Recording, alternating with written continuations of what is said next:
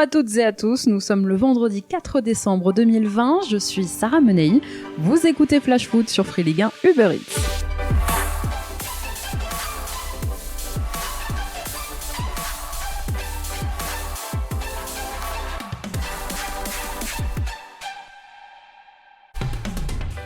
Patrick, c'est fini. Au lendemain de la défaite du Gym 3-2 hier soir face à Leverkusen, Nice a annoncé le licenciement de Patrick Vieira, arrivé il y a 2 ans et demi sur la Côte d'Azur pour perpétuer le beau jeu développé par Claude Puel puis par Lucien Favre.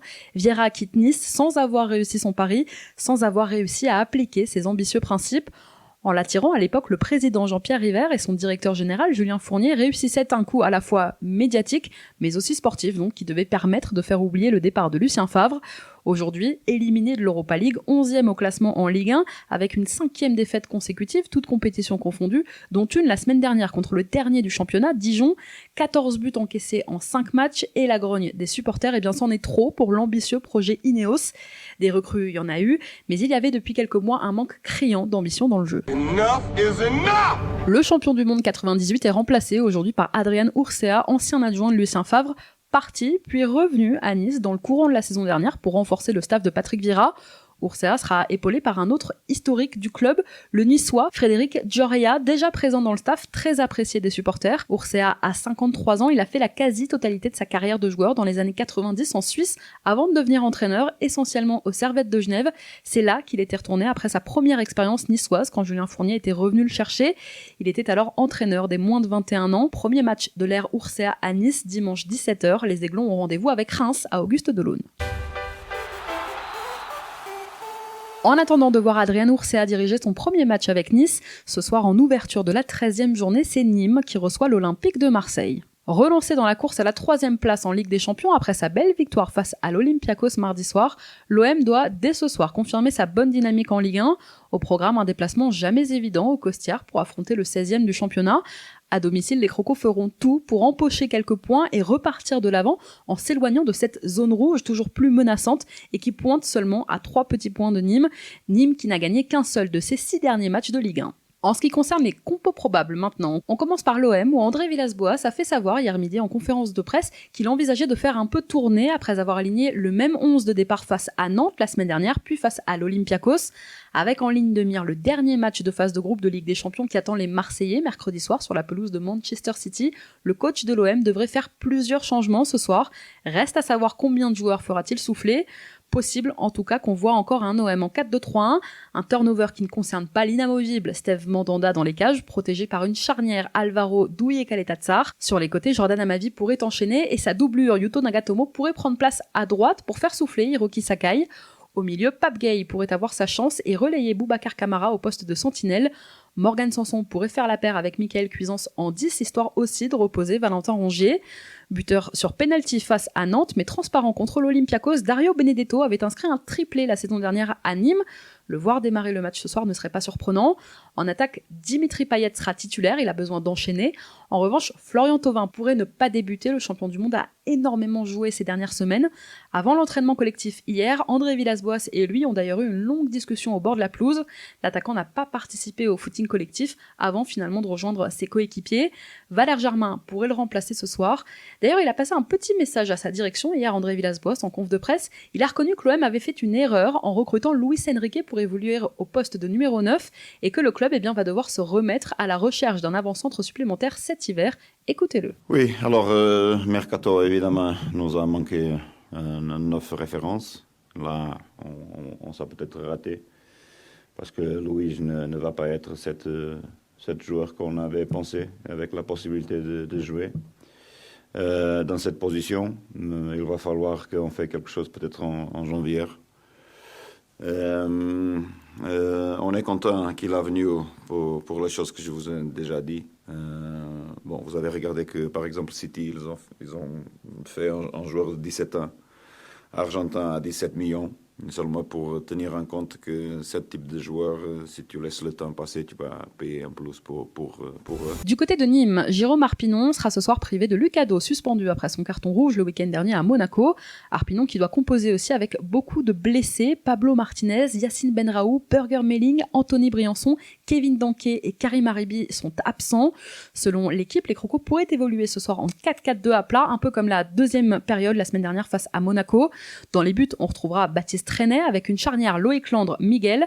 À gauche de la défense, Gaëtan Paquier. À droite, Patrick Berner. Dans l'entrejeu, l'indispensable, le dévoué Andrés Cubas sera bien présent, accompagné du jeune Matteo Alainvi qui pourrait fêter ce soir sa 3e titularisation de la saison. Niklas Eliasson débuterait lui côté gauche, Zinedine Ferrat côté droit.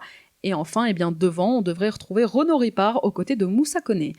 Nîmes-OM, coup d'envoi à 21h, et comme chaque semaine, tous les buts de la rencontre, le résumé et les plus belles actions sont à retrouver en quasi-direct sur votre application gratuite Free Ligue 1 Uber Eats. En ce qui concerne maintenant les autres rencontres qui vous attendent lors de cette 13e journée de Ligue 1, demain 17h, des Rennais qui ont absolument besoin de se rassurer accueillent le RC Lens. D'ailleurs, une info, titulaire mercredi pour la première fois de sa carrière en Ligue des Champions, Romain Salin, 36 ans, a été prolongé aujourd'hui d'une année supplémentaire. Le gardien est désormais lié au club breton jusqu'en 2022. À 21h, demain, c'est le Paris Saint-Germain qui se déplace à la Mosson. Ce sera pas les retrouvailles tant attendues entre Andy Delors et les Parisiens. L'attaquant montpelliérain, testé positif au Covid pour la 2e fois en quelques mois, est absent, forfait pour ce match. Le jeune Joris Chotard devrait lui aussi être ménagé. La deuxième bonne nouvelle, finalement, pour Thomas Tuchel, c'est que de son côté, l'infirmerie parisienne se vide petit à petit. L'entraîneur parisien va récupérer pas mal de monde. Abdou Diallo revient de suspension. Keylor Navas, Marquinhos, Lévin Kurzawa et Thilo Kehrer postulent à une place de titulaire. Côté montpelliérain, c'est Damien Le Tallec qui fait son grand retour après 4 matchs de suspension. Dimanche à 13h, c'est un choc de tête de classement avec Lille qui accueille Monaco. Les Dogs qui ont validé hier soir non sans peine leur billet pour les 16e de finale de Ligue Europa et qui ont un calendrier bien chargé.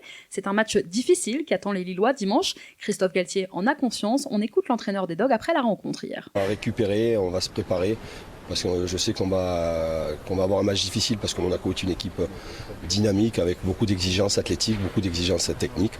Mais voilà, on est là et on va voir ce qui va se passer. À 15h dimanche, c'est Strasbourg qui sera à la Beaujoire, 2 équipes qui ont besoin d'aller de l'avant, clairement. Les Nantais avec des maillots spécial Téléthon, je vous en parlais hier, puisque je vous rappelle que c'est ce week-end, la 34e édition de l'événement. À la même heure, c'est Saint-Etienne qui va à Dijon. Alors les Dijonnais vont-ils confirmer leur rebond après avoir décroché la semaine dernière leur première victoire de la saison ?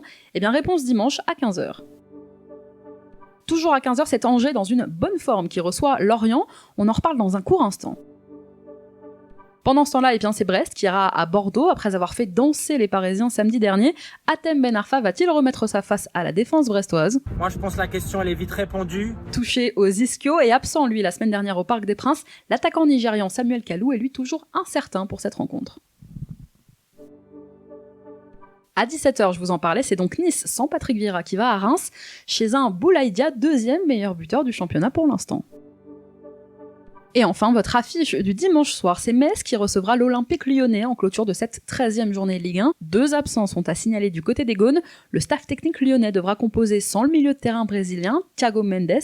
Et souvenez-vous, le coach Rudy Garcia sera lui aussi absent de banc de touche après avoir été suspendu par la commission de discipline de la LFP. En revanche, à Lyon, on va retrouver Oussem Aouar, sanctionné par Juninho la semaine dernière pour avoir refusé de s'entraîner après le match à Angers. Le milieu de terrain lyonnais a fait son mea culpa et devrait retrouver sa place dans le 11 de départ. Une dernière info, sachez aussi que la LFP et Mediapro n'ont pour l'instant pas trouvé d'accord dans le conflit qui les oppose. Ce matin, au tribunal de commerce de Nanterre, une nouvelle période de quelques jours leur a été proposée pour trouver une solution de sortie de crise. Pour l'heure, donc, aucun accord n'a été trouvé entre la Ligue et le groupe sino-espagnol qui n'a pas versé, je vous le rappelle, son échéance du 5 octobre dernier. Cette extension de la période de discussion voulue donc par la justice est l'ultime chance de régler un conflit qui menace aujourd'hui les clubs français, nos clubs de Ligue 1, de Ligue 2 privés de la majeure partie de leurs revenus télévisés depuis la fin de la saison dernière. Chaque semaine, dans Flash Foot, on vous conseille une affiche que vous ne devriez rater sous aucun prétexte. Et l'affiche à ne pas manquer ce week-end en Ligue 1, c'est Angers-Lorient qui s'affronte dimanche à 15h. Alors pourquoi ? Parce que c'est un duel de voisins, déjà. Bon, ok, on n'est pas à 250 km près. Parce qu'on vous conseille donc un match chaque semaine et qu'on se trompe quand même rarement dans Flash Foot. La semaine dernière, on vous conseillait Nice-Dijon et au final, on a assisté à la première victoire dijonnaise de la saison, le PIF. Malinx, le lynx. Voilà une bonne raison de se poser devant Angers-Lorient dimanche. Parce qu'Angers n'a plus battu Lorient depuis le 19 mars 2016, ça fait plus de 4 ans. Bon ok, Lorient n'était pas en Ligue 1, mais c'est pas une excuse. Parce que Lorient n'a plus gagné depuis le 17 octobre maintenant, alors il faut bien que ça tourne. Oui je sais, on vient de vous dire qu'Angers pouvait gagner. Finalement c'est un suspense mais insoutenable. Vous me dites si j'en fais trop. Non mais en vrai, 18ème avec 8 points, les Merlus doivent faire mieux. Beau champion de Ligue 2, Lorient a pour l'instant du mal à élever son niveau et à s'adapter à la Ligue 1, mais chez Flash Foot, en Christophe Pélissier We Trust. Parce que ça nous permet de placer qu'on surnomme Angers l'Athènes de l'Ouest. Eh ouais, grâce à nous, vous vous cultivez aussi un petit peu. Ne remerciez pas, ça fait plaisir. Parce que si Stéphane Baoken a décidé de marquer des buts comme la semaine dernière tous les week-ends, eh ben nous on dit... Oui.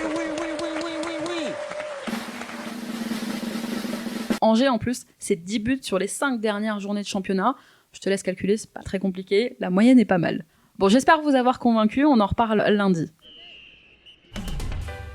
Merci à tous d'avoir été avec nous, bon match ce soir, bon week-end de Ligue 1. C'était Sarah Menei, vous écoutiez Flash Foot, on se retrouve lundi.